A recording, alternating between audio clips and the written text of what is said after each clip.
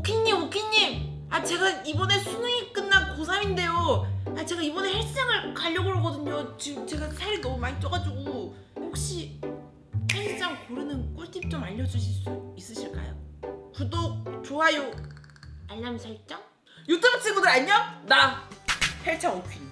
오늘은 제가 이제 갓 수능이 끝난 혹은 헬스장을 처음 가시는 헬린이 분들을 위해서 헬스장 고르기 꿀팁 컨텐츠를 준비했습니다. 참 여러분, 이거는 제가 경험한 바탕으로 굉장히 주관적으로 정리한 내용이니까 참고만 부탁드리도록 하겠습니다. 찡긋. 자, 우선 첫 번째, 다 예상하셨겠지만 바로 거리입니다.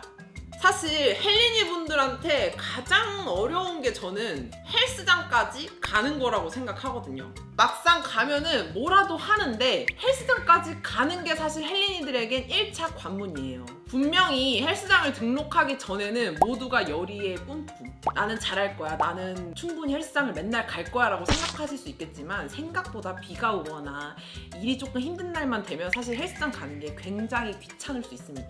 그래서 헬스장을 처음 가시는 분들에겐 사실 거리가 제일 1순위 선택 사항이라고 생각합니다. 횡단보도 1개 이상이 되는 거리는 조금 고민해 보시는 게 좋아요. 적어도 걸어서 한 15분 정도 되는 거리는 약간 워밍업이라고 생각해서 갈만하지만 그 이상이 되는 혹은 횡단보도가 2-3번을 건너야 하는 헬스장이라면 걸으시는 거 추천드립니다.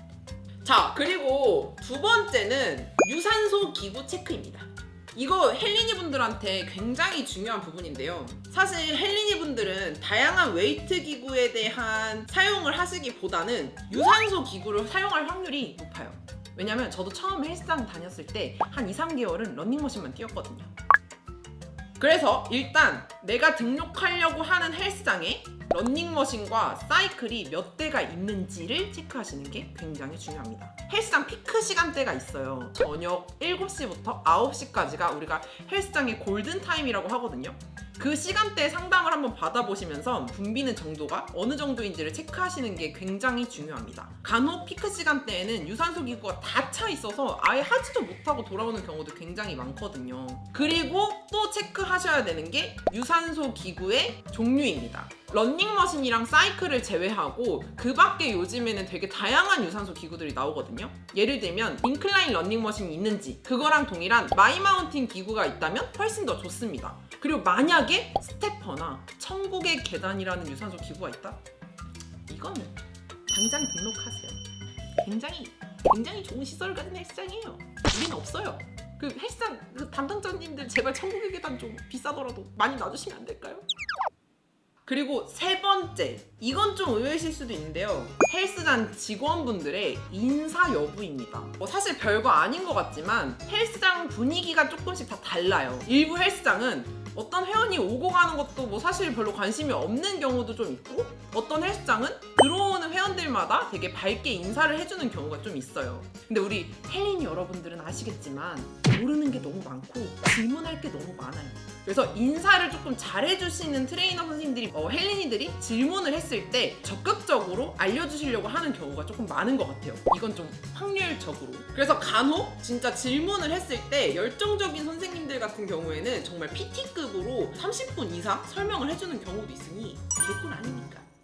네 번째는 방금 제가 말씀드린 거랑 조금 이어지는 내용인데요. 오리엔테이션의 여부 확인입니다. 오리엔테이션은 1회나 2회 정도를 무료로 해주는 헬스장이 생각보다 요즘에 굉장히 많아요. 그래서 오리엔테이션 기간 동안에 이 헬스장에서 있는 기구들을 한번 싹 돌면서 어떻게 활용할 수 있는지에 대한 부분을 알려주시는 경우가 가장 베스트고, 요즘은 좀 헬스장들이 되게 준비를 많이 하셔가지고 기구마다 QR코드가 있는 헬스장도 좀 있어요. 그 QR코드를 핸드폰으로 이렇게 찍어서 바로 영상으로 그 기구에 대한 활용법을 알려주는 기능들도 요즘엔 되게 많더라고요. 이런 거와 같이 초보자들을 위한 이런 정보 제공을 얼마나 잘 해주는지에 대한 체크도 필요합니다. 너무 꿀팁인데? 그리고 5번째, 스미스 머신 기구의 개수를 체크하라. 보통 헬스장 고르는 꿀팁 영상 같은 걸 찾아보면 사실 제일 많이 나오는 게 파워렉 개수를 체크하라는 내용들이 굉장히 많아요. 근데 우리는 헬린이 아닙니까? 이제 갓 스쿼트를 시작한 아주 아장아장 걸어다니는 헬린이란 말이죠.